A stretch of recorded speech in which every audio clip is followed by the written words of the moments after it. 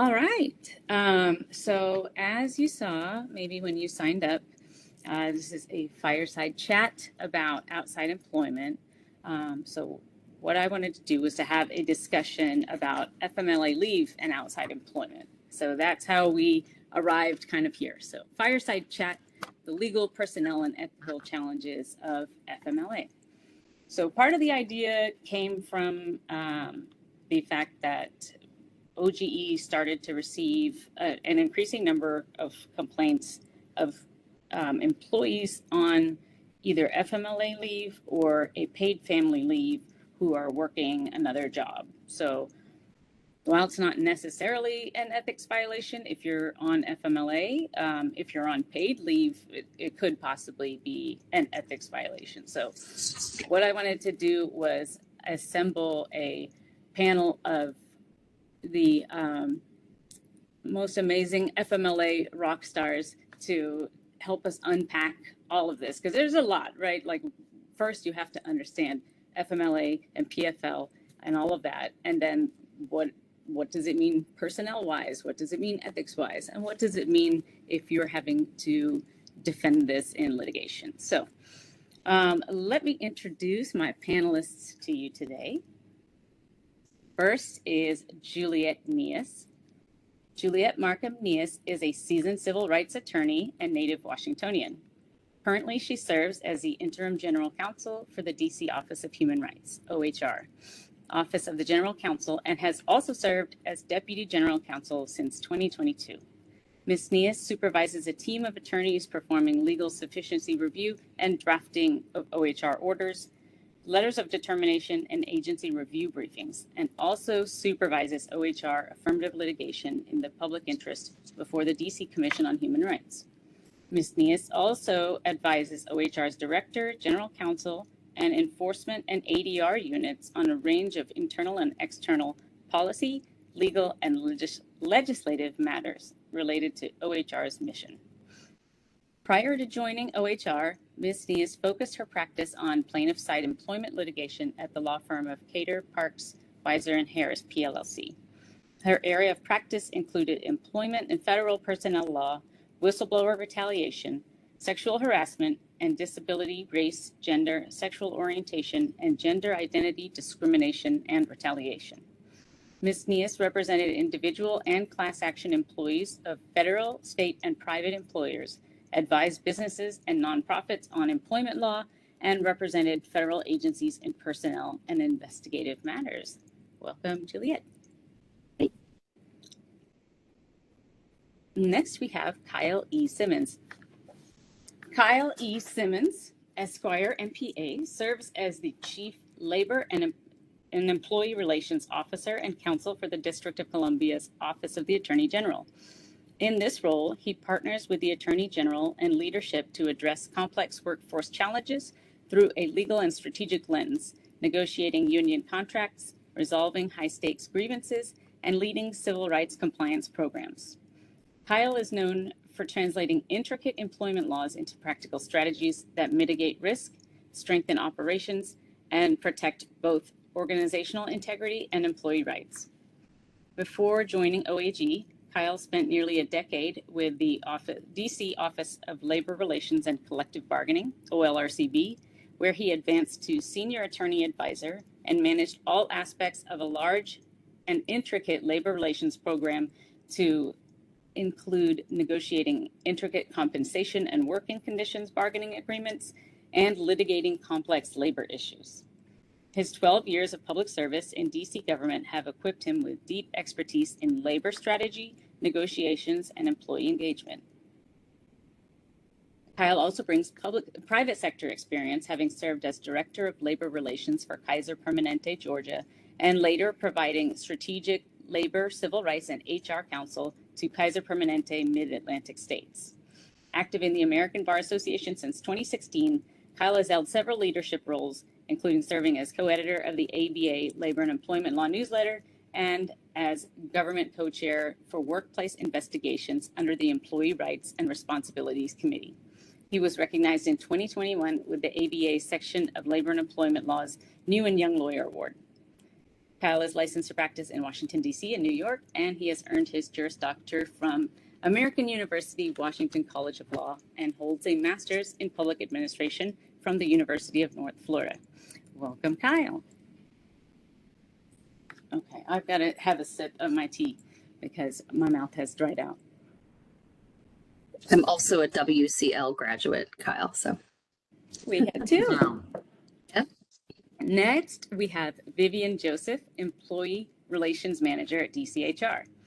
Vivian Joseph is the Employee Relations Manager at the District Department of Human Resources, and in this role, she oversees the grievance process, employee relations training, and the management of district leave programs.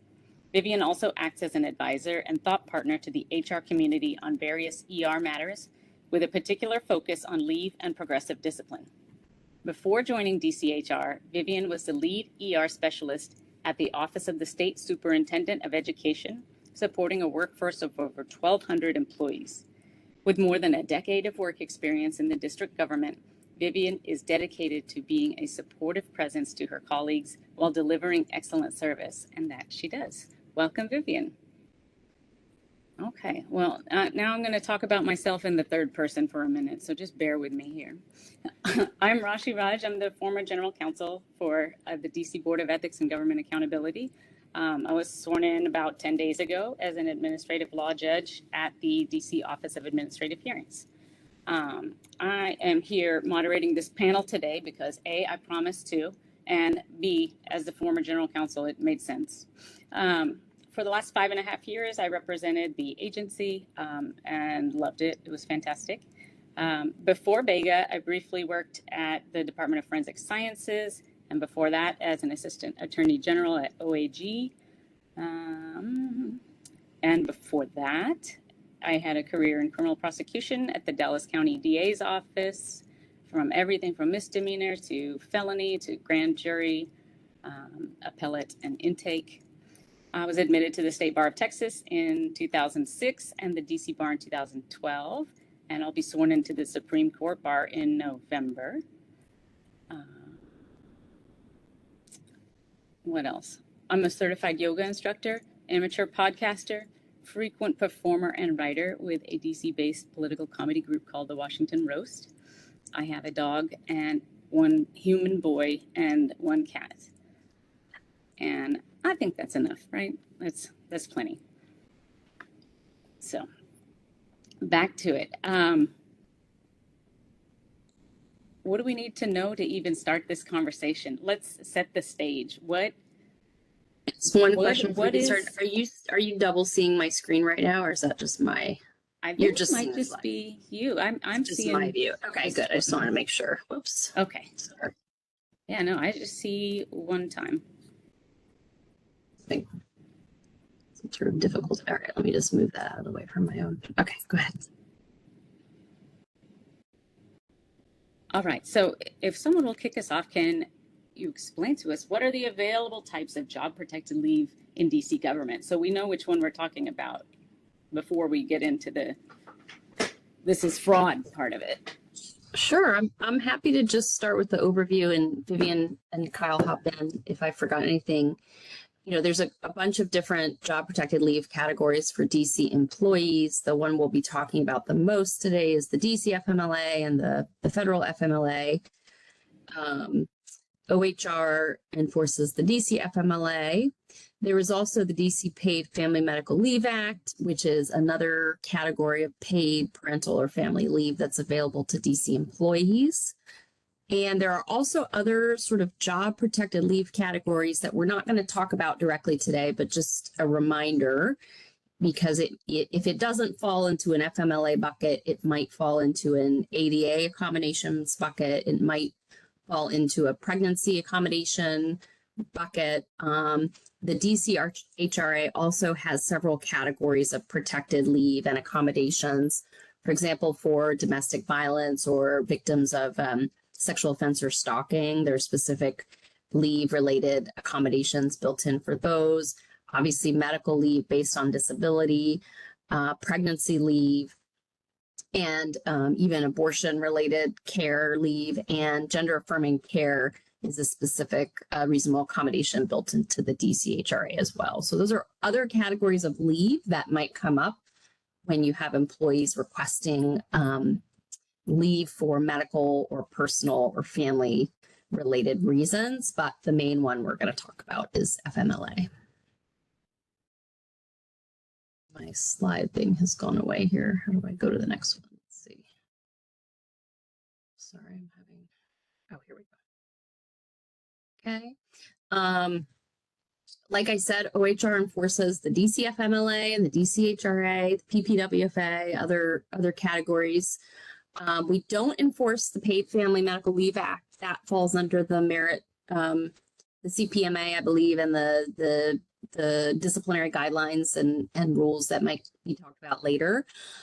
We also don't directly enforce what's called universal paid leave, UPLA. That's for private DC employees, but we do investigate claims of retaliation brought under the UPLA, but we won't really be talking about that today because that doesn't apply to DC government employees.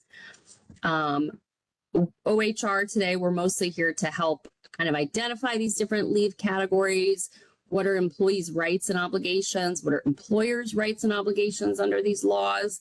What happens if a complaint gets filed with our office? Hopefully, we'll also talk about how to avoid having those complaints get filed, or if so, Kyle's going to talk about the kinds of things that managers and employers should do to help sort of move those kind of complaints along.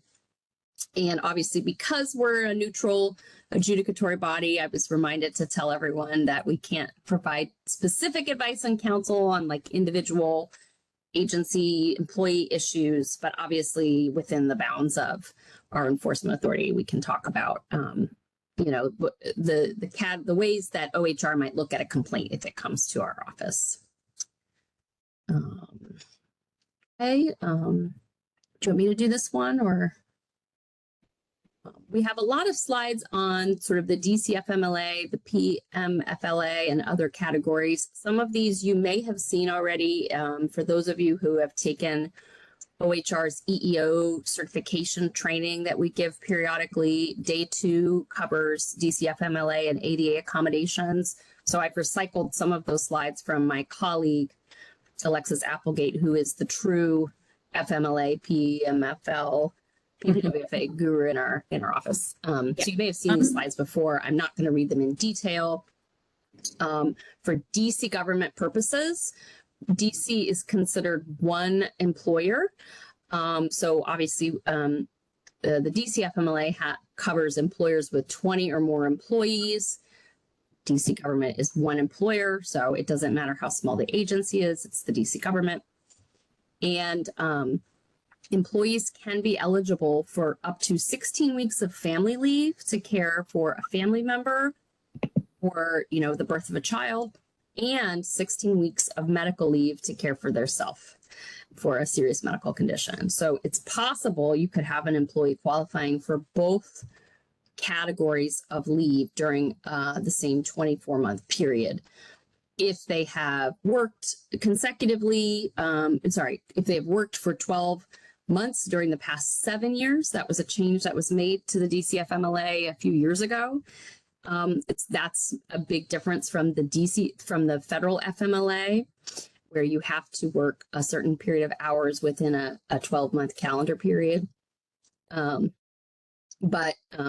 sometimes a tip for employers and managers is to look not only at what their employment has been at your particular agency, but if they are a DC government employee that came from another agency, you should look in PeopleSoft to see how, whether they've worked 12 months during the past 7 years and 1,000 hours during the 12-month period in any DC agency.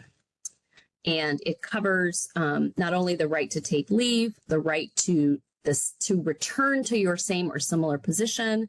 That includes equivalent job position and pay. And it can be taken in continuous blocks of time, intermittently, and sometimes as a reduced schedule. I will add that if the employee is at a different agency, you may need to contact that agency's HR department because you may not have access to PeopleSoft to look at it. Oh, that's a good one. And you can also ask DCHR. We can give you that information as well. So family leave under the DC FMLA, and this is where it overlaps with the federal FMLA somewhat. You can have family leave for the birth of a child, adopting a child, caring for a child in foster care, or caring for a family member that has a serious medical condition. And what's interesting about the DCHRA, the DC FMLA, which is different than the federal, is that you can have someone who shares or has shared within the last year a mutual residence and committed relationship. So that can include domestic partnerships. That also includes, we've had some cases that come to OHR where perhaps someone is living with in what you would consider a committed relationship, but not a romantic relationship, a caregiving relationship in a mutual residence with someone. So that's where our laws are a little more progressive than the federal laws. And then obviously medical leave is if you're recovering from your own serious illness, surgery, or a serious medical condition that makes the employee unable to work, unable to perform the essential functions. One thing to think about when you're looking at maybe overlap of the DCFMLA and the ADA or the disability accommodations of the HRA, which we get a lot at our office. A reasonable accommodation is so that an employee can perform the essential functions of their job. So they have to be able to perform the essential functions of their job with or without accommodation. FMLA is for when an employee is basically incapacitated due to their serious medical condition for either intermittently or for a continuous period of time. And so the medical paperwork would show that they cannot perform the essential functions of their job. So that's just one little thing to think about when you're analyzing what your employee's request is and what category it might fall into. The serious medical condition includes inpatient care. It's usually 1 day or more, hospice or residential healthcare facility, continuous treatment. You can have someone in an outpatient care program, continuing treatment or supervision at home by your healthcare provider. Pregnancy is covered. That also is separately covered by the Protecting Pregnant Workers Fairness Act, which provides specific leave-related and reasonable accommodations for pregnancy and pregnancy-related conditions, and also chronic serious health conditions or restorative surgery after accidents or incidents. The Paid Parental Family Medical Leave Act is the one we've talked about. Sometimes you'll see it referred to as PFL for short in DC government. But we at OHR sometimes get a little specific about it because technically for DC employees, it's parental or family leave or medical leave under this specific part of the DC code. OHR does not enforce this. Sometimes PFL is used as a short term for this category of leave, whether it's for DC employees or private employees. However, the Universal Paid Leave Act, which is the PFL for private employees, does not apply to DC government employees. That claims under that are administered by DOES, but OHR does investigate UPL claims relating to retaliation. So that's just a little note. And I was going to talk about notice next. I don't know if there's anything you want to say, Kyle or Vivian, before we talk about. Can I interrupt?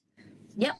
Mm-hmm. So what I wanted to, since I didn't say at the top, I wanted to bring back up the point that this is leave for everyone. Like every one of us could use it. Any one of us could use it, and we're not in any way saying that this is like a rampant fraud running all over the district. I'm sure that 95% of us use it and use it just fine. You can have kids, you can help your mom or dad, or help yourself even. So it's not to trash on any kind of leave or use of leave, or whether it's paid or unpaid. So just wanted to put that back out there. Rashee. This, I don't think we need to talk too much about this because it's not a, a DCFMLA training so much as about the sort of ethics of potential abuse or misuse of these rights. But one of the things to be mindful of in the DCFMLA is there's different notice requirements, both for employers and for employees. So one thing to note that's a little different from the federal FMLA, the DCFMLA regulations note that within 5 days from an employee requesting DCFMLA or DCFMLA protected leave, or if an employer has knowledge that the condition they're asking for could qualify for FMLA, they're required to provide that employee with notice of their rights and benefits under the law. There's a best practice that we suggest of 3 days. I think that's because the federal FMLA requires a 3-day notice period. So obviously DC government employees are also covered by the federal FMLA. Does OHR offer FMLA training? Like I said, part of our EEO, we have an EEO training that's given, I don't know if it's quarterly or not, that I could find out more information about and circulate. And day 2 does include a more detailed version of this DCFMLA training. Yeah, I think I remembered that. That's, I think, what I had asked you about in the beginning was like, I remembered that second day of, if you're an EEO counselor or EEO officer and you've been through the 3-day training, the second day is mostly different types of paid leave, how they work together, that kind of stuff. So that way, if you're an EEO counselor and you get one of these issues, you can understand it a little better. But Vivian, does DCHR also have? Yes, that's what I was going to say. So I know some agencies are small, so you might serve as everything for the agency, but we do provide FMLA coordinator training. So that's specific to the FMLA coordinator, so they understand the laws and they understand how to administer the programs and review the requests and approve employees accordingly. So we do offer that training, but again, it's specific to the FMLA coordinators.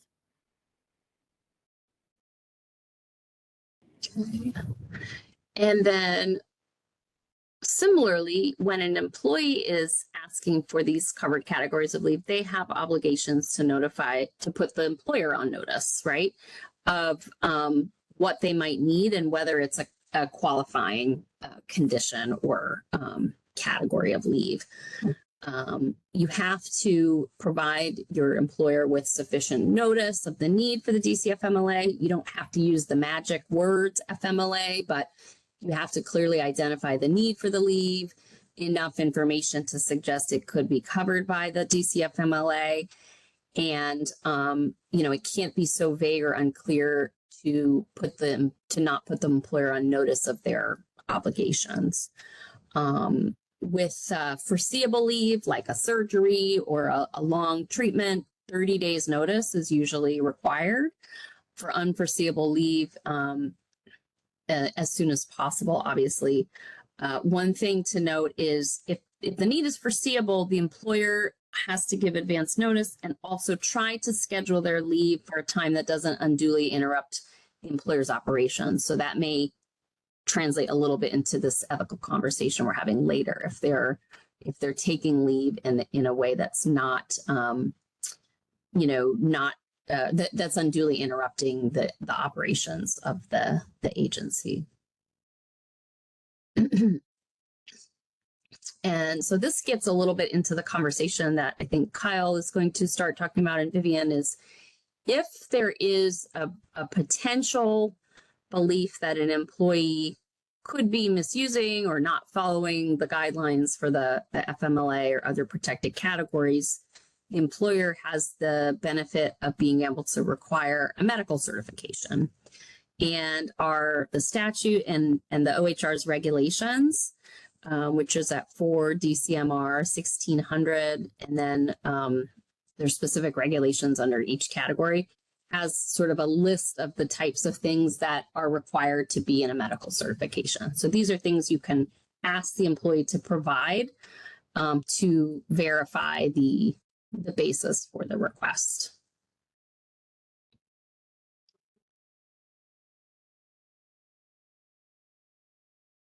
And if, in these cases that Rashee mentioned OGE is getting, or other cases where there may be a reason to doubt that the DCFMLA is being used correctly, there is a provision in the statute. It's a little onerous for the employer, but you can require the employee to obtain at the employer's expense the opinion of a second healthcare provider that's chosen by the employer. So we also sometimes call that an independent medical examination. That's consistent in some regards with the federal FMLA as well. There's also an option under the statute for a third healthcare opinion that's also paid for by the employer, but that opinion is final and binding. So, this is one way if there's a concern about leave abuse that the employer could, have some control over the medical certification, but it is at the employer's expense.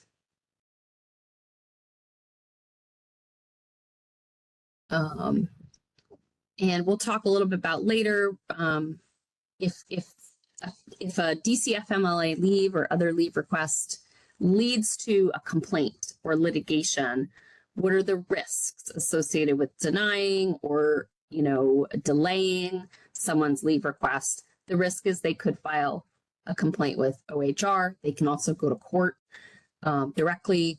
They don't need EEO counseling for DCFMLA claims, DC employees. So they could go right to court, or they could file a complaint with our office. The types of complaints that can be filed under the DCFMLA are interference claims, which go more to the entitlements, denial of leave, limitations on leave, delayed or no response, or a failure to return them to their same or similar position and pay after the return of the leave. And then retaliation, basically if someone uses, takes leave or invokes their rights under the statute or opposes something or files a complaint with our office, retaliation is a big category that we see in our office a lot. In addition, obviously, a lot of times people, when they're filing DCFMLA claims, are also filing disability discrimination claims under the ADA and the DCHRA as well. Okay, so that's sort of the OHR overview, and then I'll pass it on to Vivian and Kyle. Yes, so I just briefly wanted to go over the federal FMLA. I know Juliet spoke to DC FMLA because OHR does enforce that, but Department of Labor, they enforce the federal FMLA. So just wanted to briefly go over the entitlements for federal FMLA. So that allows employees up to 12 work weeks of leave during any 12-month period. And similar to DCFMLA, it could be for specific familial reasons, such as the birth of a child, placement of a child with the employee, for adoption or foster care, care of a family member. And the family member for federal is specific to spouse, child, or parent, whereas DCFMLA is more generous. Of course, if it's a medical condition for the employee, for themselves, they can use the federal FMLA to cover that. And then federal FMLA also allows for the care of a family member if they're in the military. If you have a family member that is in the military, you can exercise this benefit to care for them as well if they've been injured due to that. So oftentimes in work, Did I skip slide? Okay, next slide. Sorry. Good. So oftentimes at work, in the course of business, you'll hear employees talk. You'll hear people from other agencies, or you might have friends in the public will say, "Hey, I saw such so and so at the gym," or "I saw so and so and they're on vacation," or "I saw their social media," and it, as practitioner, it triggers you like, "Wait, I thought this person was on FMLA. I thought they were on it had ADA. I thought they had all these protected leave accommodations. Is that really what's going on? And so you're suspicious, right? And so an overall outline is provided in the slides. But the first thing you should do is really gathering of information. Before you ever go to interview anyone, gather all the documentation to confirm things, because that might answer the question of your suspicion. So certain things we want to do is confirm the type of leave the employee is on. Review what their eligibility is, the status of their medical certifications. Look at the patterns of the usage, because if they're doing intermittent, it could be hours per day, it could be hours per week, it could be frequency for appointments. It might just be the doctor might have done it for migraines or for anxiety, for whenever it happens, allowed for 2 days, 3 days as needed. So check the patterns. We talked internally about this next bullet. So you can review their performance and disciplinary history, but not for the purposes of coming to a conclusion yet, because you actually haven't done the investigation yet.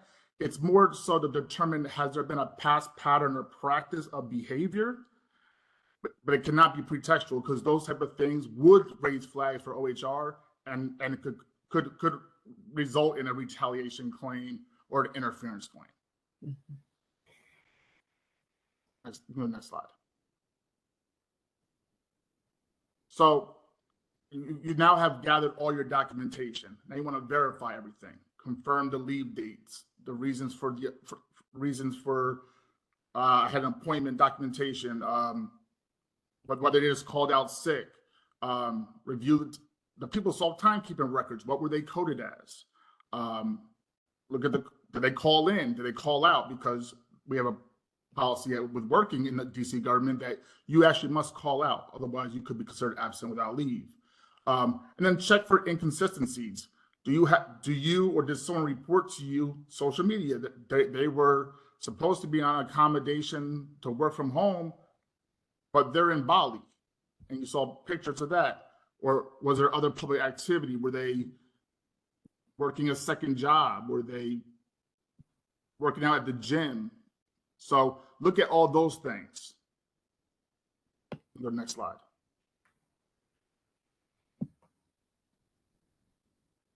So now that you've gathered all your information, kind of have an idea of what's going on, meet with the employees around who have told you the suspicions, meet with them to get their statements. Talk to supervisors and coworkers if that's relevant, get their statements. The last person you should talk to is the person that you're actually investigating, and make sure you're documenting everything they say. So one of the best practices I've used in my career, not just at OAG, is bring someone in there with you to take notes so that you can focus on the questions and they can take all the notes and capture what they said to the extent possible verbatim. Try to avoid asking about the medical details that they have, because only ask about the certification, but don't try to go into like, so when you have your anxiety, that's just too much. Don't go that far into it. I have a question about that, Kyle, because we've seen this come up sometimes in matters before OHR, and it's specific to DC employees. Some DC agencies, I don't know if it's across the whole district, require when someone's requesting DC FMLA leave that the employee signs a medical release so that they can reach out to the medical providers and obtain information. And then if you have an employee that says, I'm not going to sign that, right, because that's not required under either the federal or DC FMLA, then that can lead to delays and back and forth where the employee is saying, I'm not signing that release. And the employer says, well, I can't approve or deny without the release. And you get into a back and forth. Do you know, either Kyle or Vivian, have you seen that in DC agencies where employers really are trying to insist on a medical release, and that can sort of lead to complaints or problems with the FMLA program? I would say not necessarily. I don't think my team has seen that so much, because what we would train on is just asking doctors to verify the information. So we're not asking for any additional information that's not in the medical certification. But if we do suspect that there might be something fraudulent or there's some red flags in the medical certification, we do advise to just contact the physician and just verify that this did come from their office, that they did complete that, and that's it. But we haven't had any, that I can recall, any issues with employees not wanting to sign a medical release or asking employees to sign a medical release. So I've seen on both sides of the coin. I've seen sometimes where employees say they don't want to sign, but are open to being the relay person. Mm-hmm. I've seen sometimes they don't want to sign because they don't want to give up their information. They don't want to disclose. From a FMLA point of view, that's a different analysis. From an ADA point of view, if it's a reasonable accommodation, there are times where you need to understand how what they're requesting based on their condition impacts the essential core functions of the job to determine how you can best accommodate them to work. Not all accommodations mean you get to work from telework 100% of the time. Sometimes it might be, I'll give you a separate office. I'll regulate temperature. I'll have better lighting. If you're visually impaired, I can do a different screen. We can add PDF. We can add dicta. There's so many different options that we can do, and sometimes just need further clarification to make sure that you can provide the best accommodation. I see that more often in ADA issues, not as much with FMLA.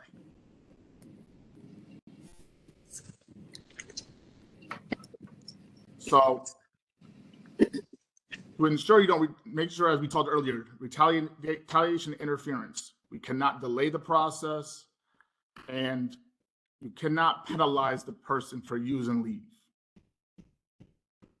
Where it becomes challenging is that at the end of your investigation, there may be time to do discipline, and just understand that the retaliation claim will exist. The person's going to feel like they're being retaliated on. You just have to have a basis and documentation that supports something different. It's very important, if you're going through the ADA, you go through the interactive process. You document everything. Copious notes, all the information, letters, everything. Make sure you review internal policies as well. So like I know at OAG, we have an outside activities policy. So when we're talking about, being on protected leave and potentially having outside employment or other activities that you might be involved in, we actually have a policy that you have to adhere to as well, and it requires approval to do it first. Before taking any action, consult HR, consult your legal counsel within the agency, and then if you make the decision to do discipline or something based on your investigation, find out what kind of employee this is. Are they represented by a union? Are they non-union? That's important as well, because the steps are different. If it's someone that's going to be non-union, you might end up reaching out to OAG to do the case for you. But if it's a represented person, more than likely you're going to go to ORC because they're going to handle the case. They may have other things they want you to do before you pull the trigger to make the case stronger, because the union will likely grieve it through the CBA process, and the non-union side they can grieve through DCHR, which is Vivian's shop, or you can end up going to OEA. So there's a lot of different things. I highly suggest having legal review everything before you pull the trigger, so that you can try to limit the any potential errors or any kind of risk liability pre-litigation.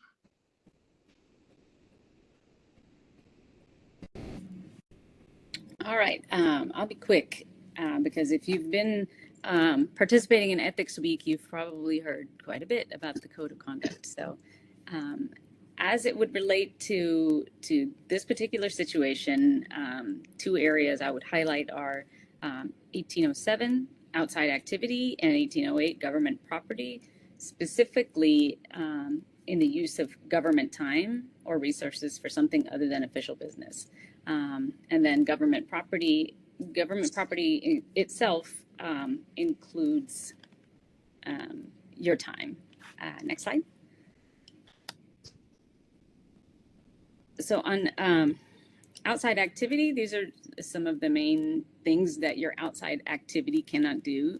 So you'll see that on that third rectangle.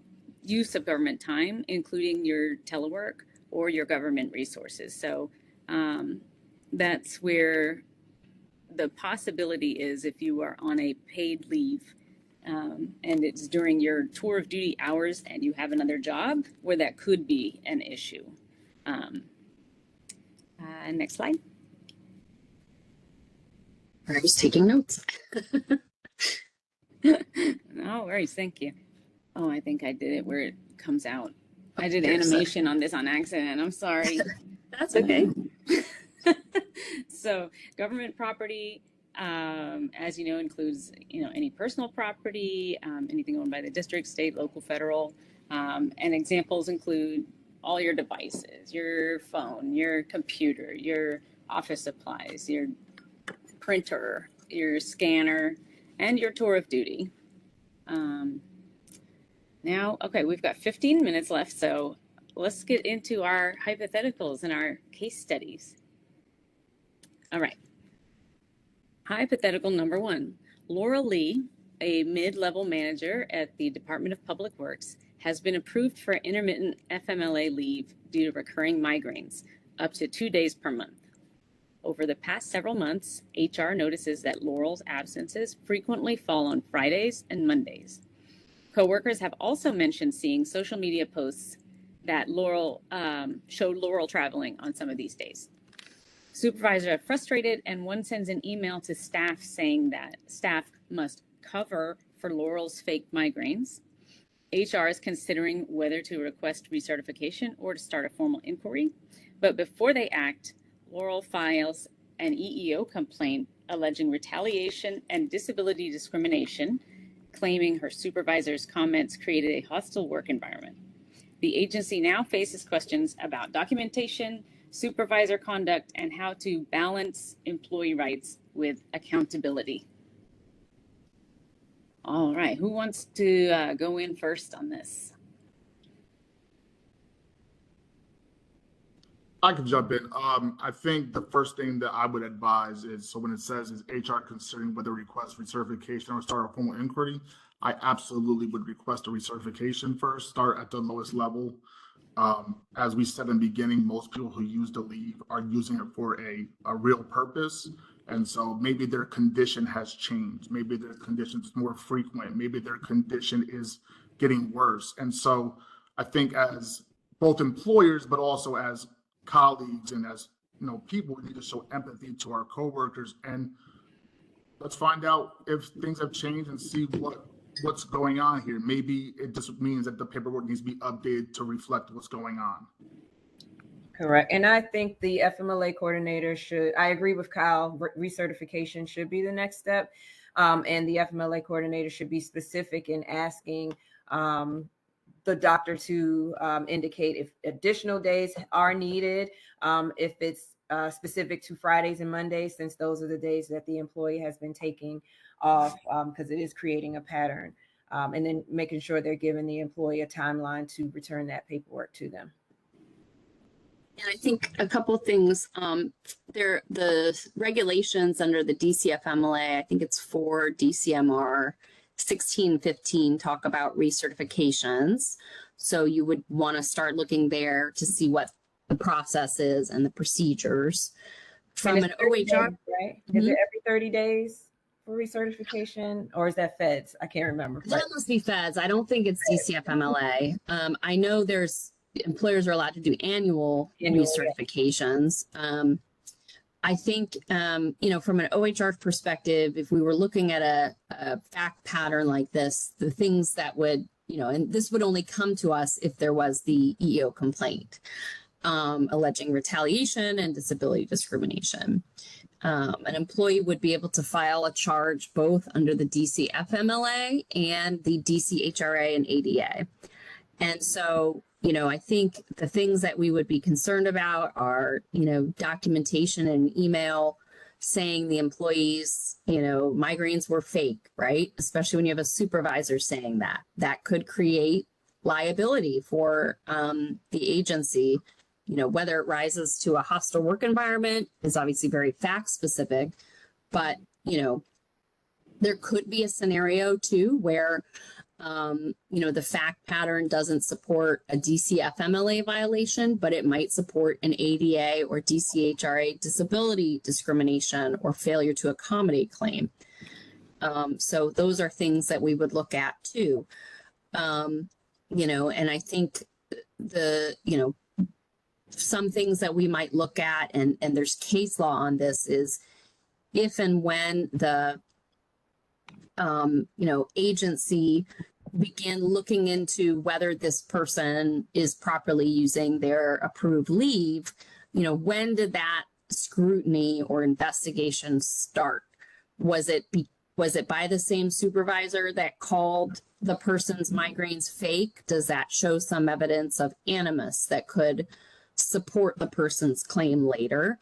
Or was it, it legitimately after consultation with DCHR, HR, agency policies, and it's consistent with how they've addressed other employees' leave requests, right? So obviously, you want to avoid disparate results for different employees when they're requesting leave.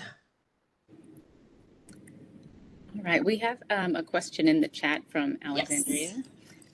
Since the supervisor made the email with her included, wouldn't addressing the supervisor be needed as well?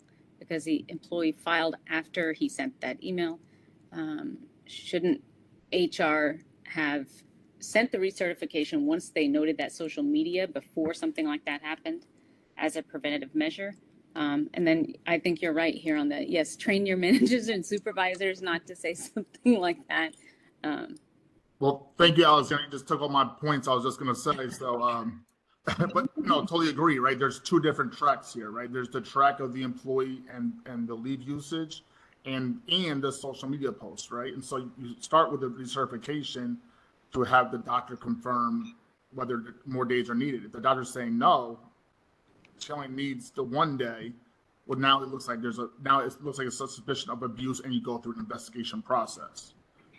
Separate and apart, the manager, right? The manager's also going to get investigated as well because of the conduct that they're doing in their supervisory capacity does infringe upon EEO rights, and you'd have to investigate that separately. So it's two separate tracks. And then at the end, I'm always about, you need to train all employees, not just managers, need to be trained. Like, don't put things in writing. 1, 2, don't say it. Or maybe 1, we don't say it, and 2, don't put it in writing. But train them on what is acceptable, what is not acceptable, and hold them accountable if they violate. Yeah. Anything else on this particular one before we move on to the next hypothetical? Well, one thing, and we probably will talk about at the next one, is, there are questions about, if, depending on what the type of leave is, if someone has a medical condition and they're traveling, right? Or they go on vacation for part of that. Does that relate at all to the treatment of the condition? That looks like exactly what Alexandria put in the chat. Could you have a migraine and still be traveling? Like maybe you're on medication, or maybe it's stress relief. And that's, I think that's possible. And I wonder too, does it matter if they're taking FMLA annual leave or sick leave? That could be a fact. And intermittent versus continuous. Right. Yeah. Okay. All right. Double duty. Alicia Torres, a grants analyst at the Department of Housing, has been approved for intermittent FMLA to care for her elderly father, who has a chronic health condition. Her leave allows her to work a reduced schedule, 3 days per week for the next 6 months. Midway through her leave, Alicia's supervisor learns, through a coworker, that Alicia has been posting on LinkedIn about her new consulting business, which appears to operate during her usual work hours. The agency has also noticed her responding to non-government emails from her official laptop while on FMLA leave. When HR raises the issue, Alicia insists that she's managing her father's care and running her business on the side, arguing that FMLA doesn't prevent her from earning income elsewhere. The agency worries that disciplining her might violate her FMLA rights, but she also fears but they also fear reputational and ethical fallout if the situation continues. Who wants to jump in first? Sorry. I'm trying to find my screen. There's a lot of investigation that will take place. Yeah, I see a possible ethics violation in here. We're not sure about if she's on paid leave or not, but she is doing this during what would be business hours, and she's using her. Actually, that one's not possible. That is, that one is a government property violation. You're not supposed to be using that. Mm-hmm. Exactly, Tracy. She's using her government laptop for her other business, which, yeah, that's a no. It'd be a violation even if she was not on FMLA leave, correct? Correct. Right. And you, sorry, but the challenge though that you do have, while that is a regulation, there are some collective bargaining agreements that do allow for minimal use of government laptops so if the non-government email was for setting up a doctor appointment, that might not be as scrutinized as the non-government email was you promoting your business. Yeah, I also wonder, does it matter if the person is on paid versus unpaid leave? That was going to be my question. I don't know the answer to that. Mm-hmm. For a personnel issue or for an ethics issue? For an ethics issue. For an ethics issue, or the government property violation is still going to be a violation. Right. It just depends how much. Did she send one? Did she send 550,000? Right? Like it just kind of depends. Or is she doing more work for her other business on her laptop? Is she using Adobe Pro because the district has paid for her to have Adobe Pro and she doesn't have Creative Cloud at home, so it makes more sense to do all my outside work here? Is it that sort of situation? Are you using the district's resources to enrich your business? There's from a discipline standpoint, there's also the question, are you in violation of 1807 of the employee conduct? There are certain guidelines of what work you can perform. And so how does that new consulting business mean you're advising someone that may be suing the agencies? Like, yeah. So you're compliant with 1807 as well. Yeah. Are you doing the same exact thing as what you do at work, but now you're doing it for a second paycheck outside of work with the work computer? So there's a lot of ethics issues here. We had some other facts. Do you want to? Oh, we have a question too from Kate. From Kate Allman, can you engage in outside employment during FMLA or just if you're on annual leave? I think just if you're on annual leave, yeah. If you have your other job and it happens to conflict with this and you need to leave for that, you could ask your supervisor for annual leave and take your annual. Because your annual is yours, so you can use it for whatever you want, right? So maybe I should make this disclaimer. This is not legal advice, but I would say you need to look at 1807 and make sure that your outside employment is not against regulation. Also check with the agency that you work with that they don't have an outside activity policy that you would be in violation of. Yeah. In both situations, I do believe you would need approval before you could engage in the outside activity. And so if your agency doesn't have a policy, you don't necessarily need approval from BEGA, but it would not hurt you to have that in your pocket that says, you know what, I actually already checked with BEGA and they gave me confidential binding advice that said I'm allowed to do this activity outside of my work time.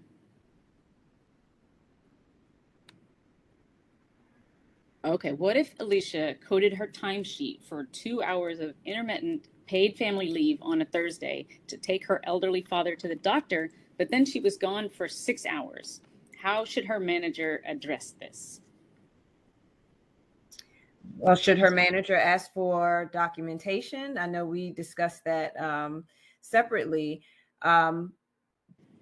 The documentation for the 2 hours has already been covered under the approval with the medical certification.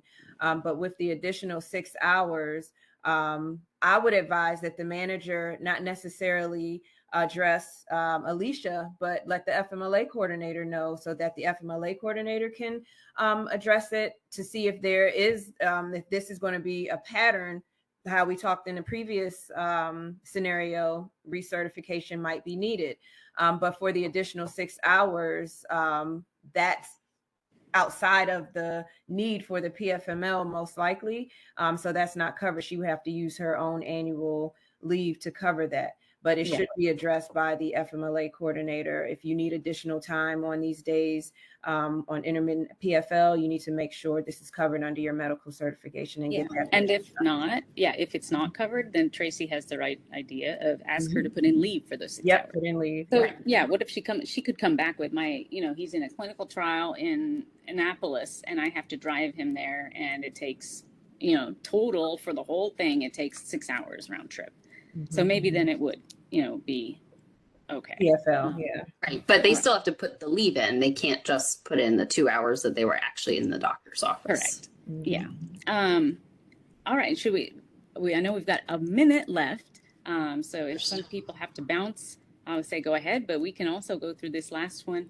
And if you do need to bounce, I would say please reach out to any of us if you need anything. I guess with Juliet's disclaimer, if she can't give you legal advice necessarily on, I cannot either. Yeah, but we can point you to all the fact sheets and resources that we provide to the public on our website for sure. And of course, and the trainings. Yeah. All right. So the last one, if you'd like to stay, we'll chat about this for a little bit. Rashee is an attorney advisor for the DC Department of Public suffers from severe anxiety. He was authorized by his physician for continuous FMLA for his condition. When Rashee reached the end of his continuous FMLA, he would prefer to work from home. He gets medical documentation saying that he's unable to perform work in a cubicle because it causes anxiety to the level where he cannot work. He is permitted to work from home and elects to take an hour lunch break to transcribe books for Amazon. Any problems here? I would ask, I think, if this were a fact pattern at OHR, I think we would look at, he used the end of his FMLA. So if he's being granted to work from home, maybe that's an accommodation, right? A reasonable accommodation to continue working from home. Yeah. And, you're entitled to do whatever you want on your lunch break. Tracy has a good point. Your lunch break is 30 minutes. 30 minutes. And then you get 2 15s and you're not supposed to put them all together. Right. Does he need ADA approval? As Juliet was saying, I think it sounds like it's a reasonable accommodation that has worked out with his employer. I probably would add that it jumps right to the work from home. I think this is the opportunity to ask the provider to explain how the anxiety impacts the court's duties of the role. Just saying anxiety cannot work, working from home is still work. How does that not still present itself there? So I think you have to look at what duties, how did the anxiety hit each duty? Because as we talked in our own huddle, maybe having your own office is fine. Maybe going to a different floor, maybe having a window, access to a window, maybe temperature, like what triggers it? How can we, so there might be other things to do other than work from home. Not saying work from home is not an option. Yeah, but nowadays you would have to get permission, right? Because it doesn't exactly work with the current DC telework policy for subordinate or independent agencies, really. Independent. Only under the authority of the mayor. The question, maybe on the 1 hour lunch break, if the person is still working, they're 7.5 hours, does it matter if they take 30 minutes or an hour, right? Because they're working at home. Because you're still getting all your hours in. If you're still getting your work in, I don't see as much of a problem with that.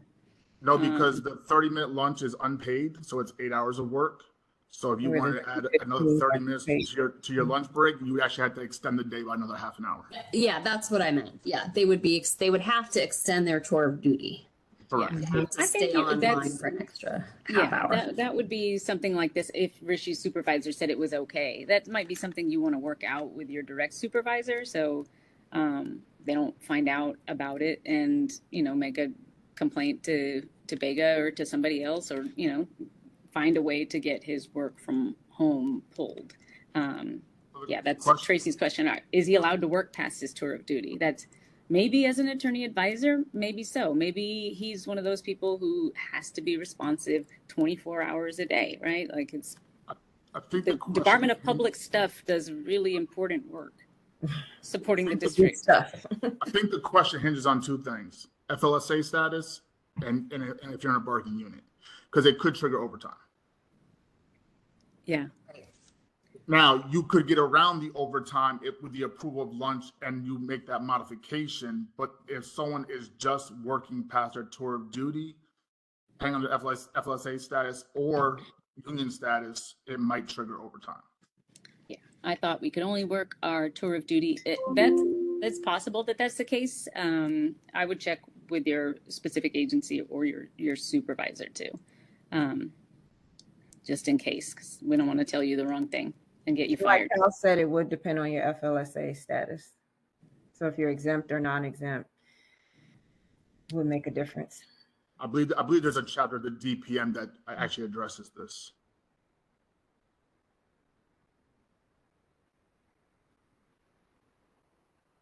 The lunch break is not part of your tour of duty. Well, you're getting paid for 8 hours, right? And then you get 30 minutes that you can use of that for lunch, and then 2 15 breaks. So it is part of technically your 8. But if you're using an hour in the middle of the day, comes up a lot for us. Is do you have to work 8 hours and 30 minutes of it is your unpaid lunch, or do you work 8.5 hours and 30 minutes of it is unpaid and then you get the 30-minute? I thought it was 8.5. Yeah, like if you're working 9 to 5:30, that's 8.5, right? Yeah. Right. Mm-hmm. And there's, according to DPN, I don't have it in front of me, but there are like you cannot put things together so that you come in late an hour or leave early an hour. There's core hours you're supposed to be working. Yeah. So I would say, and look, the director of BEGA has told you that the director of the Office of Government Ethics has said in the chat that 1807 doesn't allow you to work another job during your tour of duty. So that little deal that you worked out with your supervisor, it might not be okay. Mm-hmm. All right. Well, we don't want to keep you any longer, but it was a pleasure. Thank you all for being here and for being panelists with us. Other questions in the chat? Yes.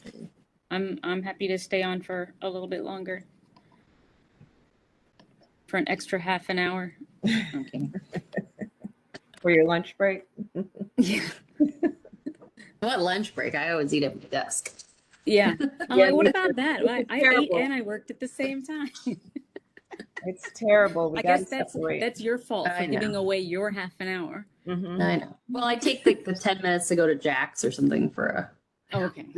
Yeah. Or if I have more time, I'll walk to Sweet Green the other way. That sounds good. Well, thank you. You know our names now, so you can find us in the global directory if you have further questions, or we can point you in the right direction. I'll miss you too, Nikel. Thank you. All right. Thanks, everyone. I'm going to unshare. Let's see. How do I unshare? Stop. There you go. There we go. Anyone have any wise conclusory thoughts? Maybe once we stop recording, we can talk about that. Yeah.